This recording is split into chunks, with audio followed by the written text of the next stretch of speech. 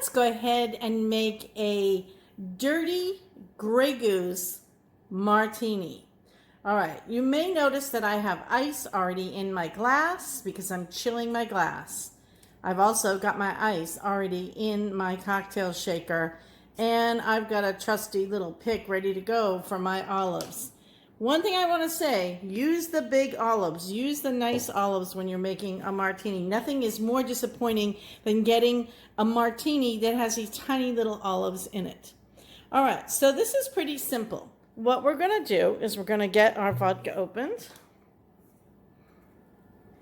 We are going to pour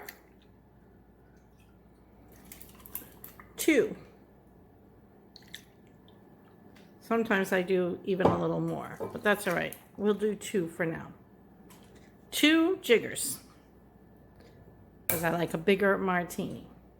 Now, we're going to take some olive juice from my olives, and we're going to pour that in. And you notice I didn't measure. I just put about a tablespoon in, because I think that that's going to be about the saltiness that I want it. Now I'm not putting in the vermouth. Why is that, you ask? Because here's what you do with the vermouth. You dump the ice.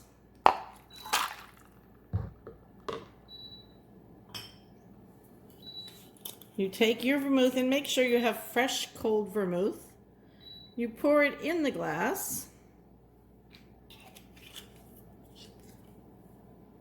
You swirl it all around that nice icy cold glass. And then you dump the remainder right in with that water. We're not using it. Let's go ahead and shake this up. Nice icy cold martini is what we're after. All right, we got our glass, which is chilled.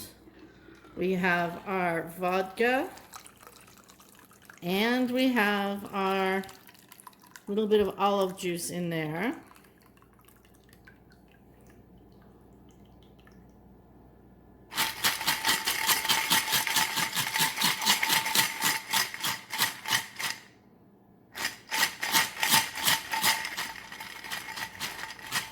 We like the ice chips, and we want to get every bit of that out of there.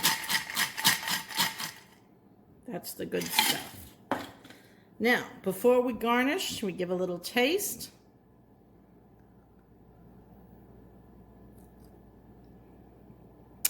That's the right amount of olive juice for me. If somebody wants it dirtier, you could make it dirtier. And then we go ahead and we add our little olive into our drink.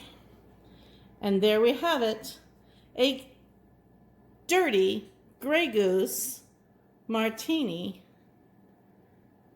It's actually dry and dirty. This is how you should order this. It tastes fantastic. Thanks for watching.